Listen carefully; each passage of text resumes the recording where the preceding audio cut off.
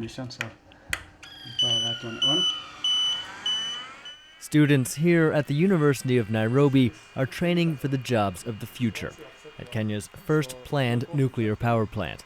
The government-subsidized master's program at the Institute of Nuclear Science and Technology trains 15 students a year to be technicians and engineers. The director of the Nuclear Institute, David Maina, says increasing electricity generation is key to fast-tracking Kenya's development. The kind of things this country is imagining that they want to do require a lot of power. And here we are with only 1,600 megawatts. What can we do? If you compare that to a country like Korea, which has 43,000 megawatts, you see we are a tiny consumer compared to those big economies. About 69% of Kenyans live in homes without electricity. Boosting energy production is a major part of the country's Vision 2030 development agenda.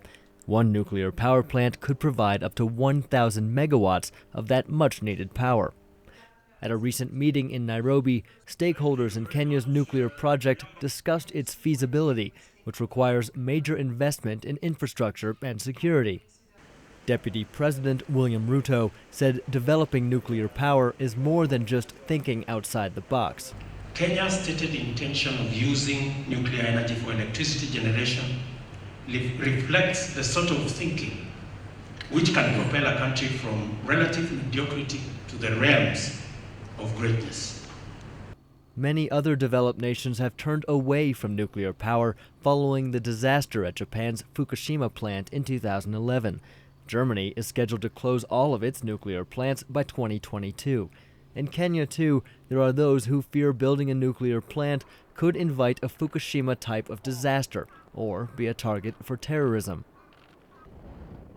On the windswept hills outside of Nairobi, another power project is being ramped up. When fully installed, the Gong Hills wind farm will provide some 50 megawatts of power, much less than a nuclear plant. Moses Ole Kanaya, with the Maasai Integrated Development Initiative, says he'd prefer to see the country focus on projects like this. Renewable energy, I think, is more safe because, for example, as you see the turbines here, they have been planted, they're producing power. It's not, doesn't have any major health risks, doesn't have any major even security risks because they just have a guard. Nobody is necessarily targeting it in terms of creating mass destruction. Kenya is also developing projects for geothermal energy, coal, and other sources of power. While nuclear may be the most productive source, it is also the most costly. The price tag for a single plant is more than $4 billion. Gabe Joselow, VOA News, Nairobi.